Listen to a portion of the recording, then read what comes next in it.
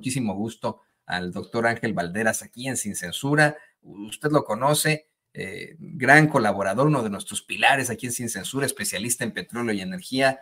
Doctor, lo saludo y no sé si quiere comenzar dándonos su opinión sobre esto que está ocurriendo aquí en Estados Unidos y luego ya nos vamos a su tema que es muy, muy importante, pero me imagino que estén interesados en platicar sobre esto también. Pues hola Toño, saludos cordiales desde Querétaro. Mira, pues es que es importante para México lo que pasa en Estados Unidos. Por ahí veía que luego se hacen comparaciones en términos de inflación o en términos de remesas, ¿no? Y nos quieren comparar con Brasil y con Argentina, cuando ellos no tienen 3,000 kilómetros de frontera con los Estados Unidos. O sea, lo que pasa en Estados Unidos va a tener fuertes repercusiones en México. Yo creo que se generó un caos, este atentado, autoatentado, lo que haya sido, pues catapultó lo que decía Paco Cruz en su análisis, tiene razón, o sea, le dio a casi en la mano la presidencia de nueva cuenta a Donald Trump. Y esto ha generado caos, es un poco, hagamos un poco el análogo, ahorita te meto los dos temas, de la derecha en México, que queda totalmente desconcertada, se creyeron sus mentiras, creyeron que realmente el pueblo de México les iba a creer y que no había cambiado, y sufrieron una estrepitosa derrota.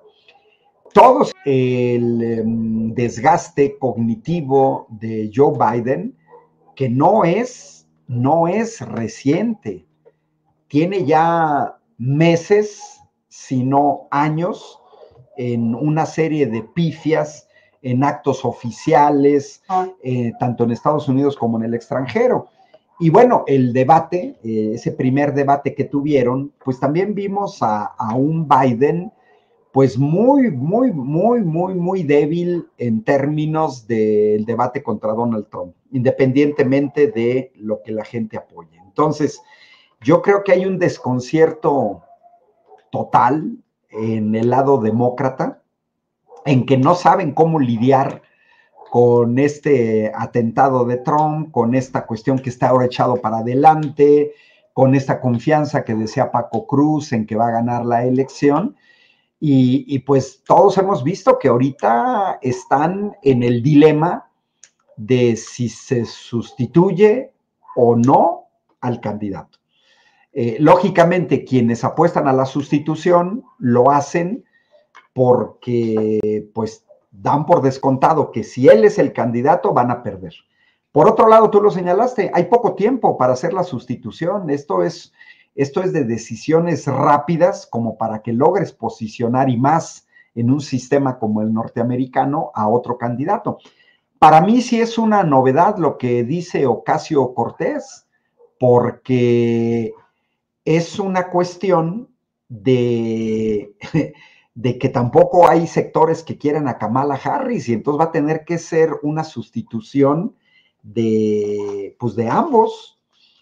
Tú decías con justa razón, y creo que todos lo vimos, Kamala Harris ha sido una vicepresidenta pues muy ausente, que no ha tomado un protagonismo que pudiera ser incluso en otras condiciones, si hubiéramos visto a una Kamala Harris fuerte, una vicepresidencia fuerte, cubriendo los espacios de Biden, etcétera, pues ella podría ser la candidata natural, sería lo natural en términos de decir, bueno, va Kamala Harris a la presidenta, pero si ni siquiera la quieren en la fórmula, pues ya te imaginarás. Es un fuerte dilema y los demócratas tienen que reaccionar rápido.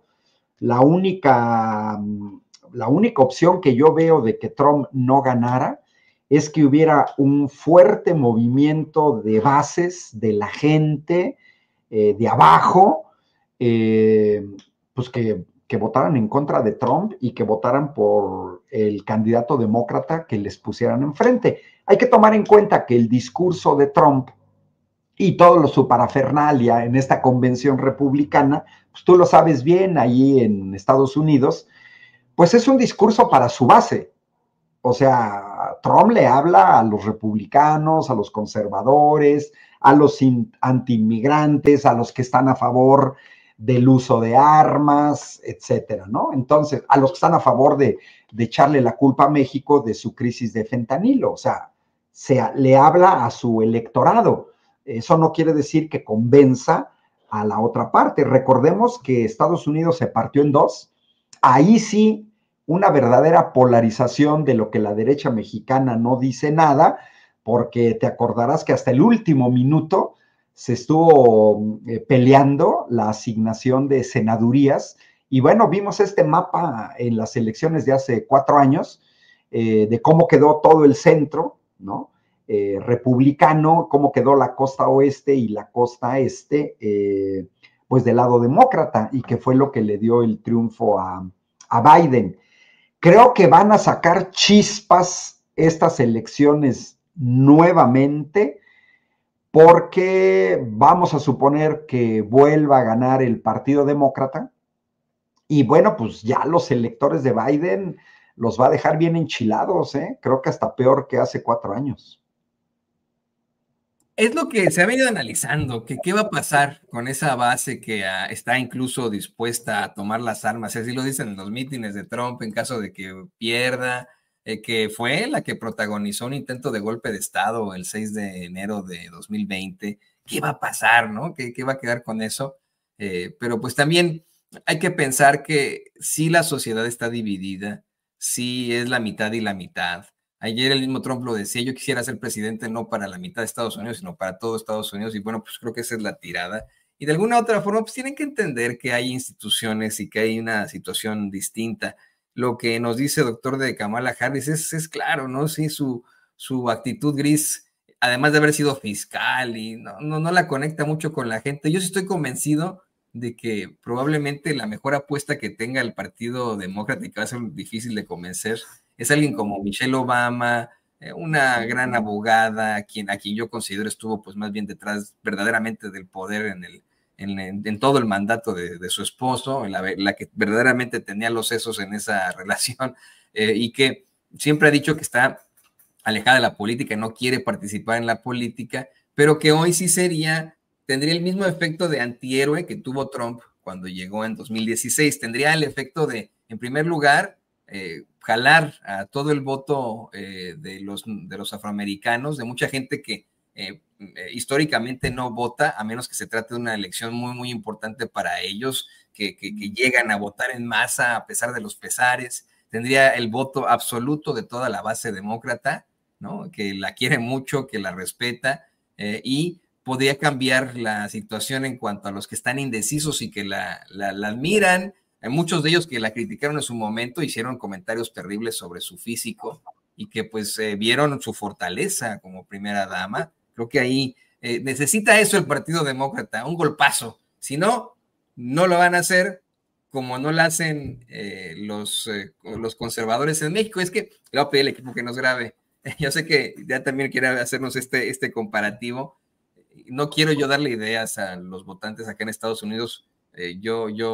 Por supuesto que me voy a pensar muy bien mi voto, no quiero que se tome esto a mal, pero considero que tal vez el fracaso del Partido Demócrata aquí en los Estados Unidos es que, híjole, se parecen mucho a los panistas de México, o sea, son un partido, por supuesto, conservador, disque moderado, pero con una serie de hipocresías terribles, y hoy, pues eso es lo que enfrenta al PRI, al PAN, al desaparecido PRD y a la derecha mexicana, que hoy, a ver cómo le hacen, pero están intentando impugnar la elección, están intentando que no llegue el plan C, con las mismas tonterías de siempre, y ahora, bueno, pues se sacaron de la manga lo de la sobrerepresentación que ellos impusieron, doctor. Es que justamente ahí está el problema. Mira, es una cuenta muy sencilla, Toño. Mira, ¿qué estuvo en disputa el 2 de junio? Porque estamos hablando de que saben que perdieron de manera estrepitosa, entonces quieren ahora sí de lo perdido lo que aparezca, ¿no? Estuvieron en juego 300 distritos electorales para elegir a 300 diputadas y diputados. 300. ¿Cuántos ganó Morena y aliados? 256. Esto es muy relevante, ¿eh?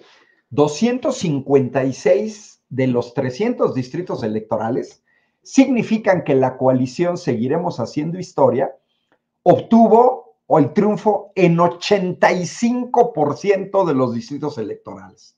85%. Sin plurinominales, Morena y aliados deberían de tener el 85% de la Cámara. No lo van a tener. Con las fórmulas del INE les estarían tocando sobre el 75% por la cuestión de la introducción de los plurinominales. ¿Pero qué quiere decir? Que el voto de la gente, a sabiendas de que Morena y aliados pedían con el plan C votar en mayoría por Senado, diputado federal de Morena, para darle la posibilidad de modificar la Constitución y de frenar la corrupción de jueces que favorecen a intereses extranjeros. Entonces, en esencia, Morena ganó en el 85% de los distritos electorales, debería de tener el 85% de la representación en el Congreso. Y en el caso del Senado todavía peor, porque Morena ganó en 30 de los 32 estados de la República. Te recordarás, Toño, que hubo un tiempo en que en México los senadores representan a los estados y 2 senadores por estado. Bueno, en ese caso, Morena ganó ganó con el voto el 94% de los escaños en el Senado. Pero no va a tener 94 con la fórmula del INE y por los plurinominales, va a tener casi 30 puntos menos. O sea, va a tener por ahí del 64%. Entonces, ¿de qué sobrerepresentación hablan?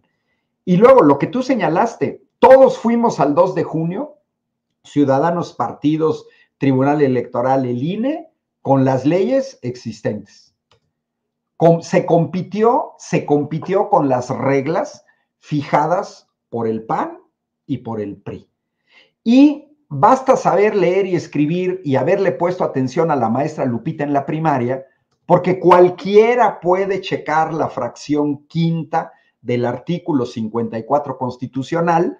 Por cierto, nuestra secretaria de Gobernación, Luisa María Alcalde, hizo una muy buena exposición esta semana en la mañanera como síntesis, en donde se dice claramente que ningún partido debe de tener una representación que exceda 8 puntos en su porcentaje de votación nacional emitida. Y con las reglas fijadas por PAN y PRI, que ellos en 2008, ojo, en 2008 derogaron el artículo 59A, que implicaba la asignación de plurinominales por coalición.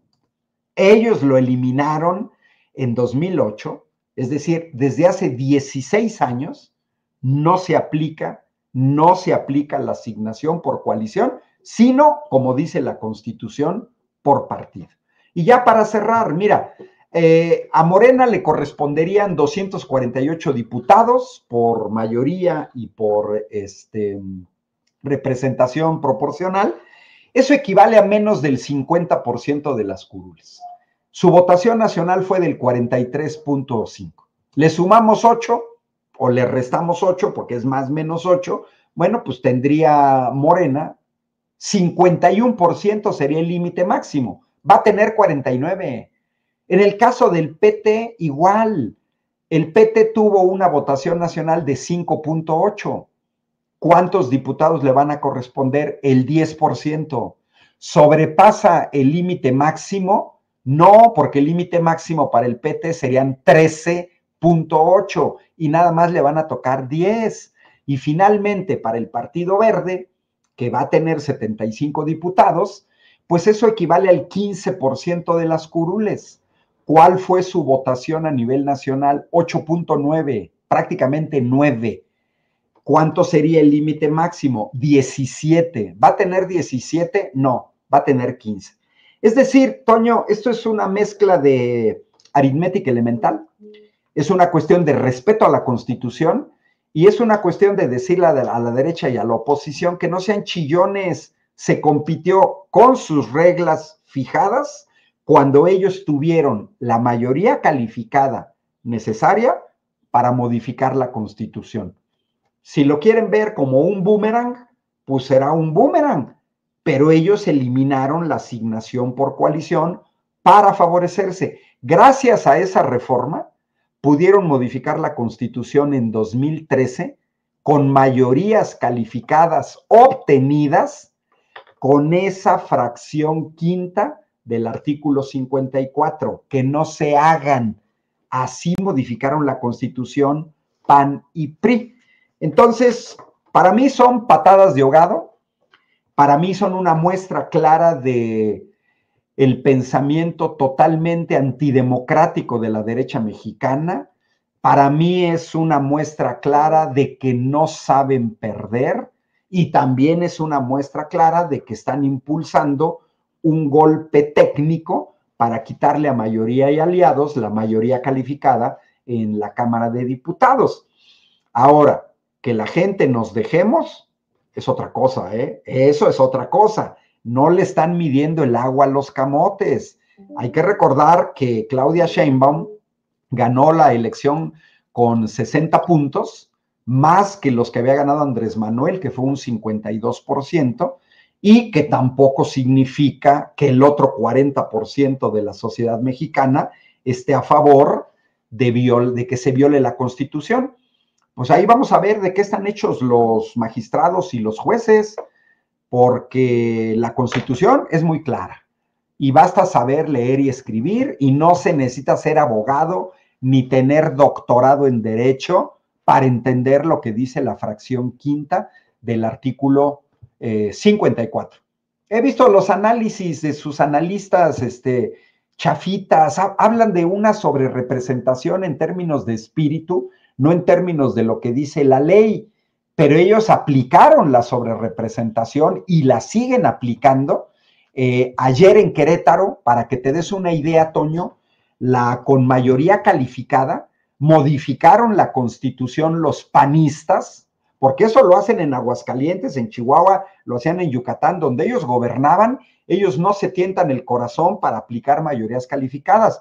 Ayer modificaron la Constitución de manera totalmente ilegítima, porque la modifica la legislatura que va de salida, donde el PAN puede todavía tener mayoría calificada, porque perdieron el Congreso, y ahora van a un Congreso donde la mayoría la tendrá Morena, y entonces modifican la Constitución para nombrar a un fiscal carnal. Es decir, es la gran hipocresía de la derecha.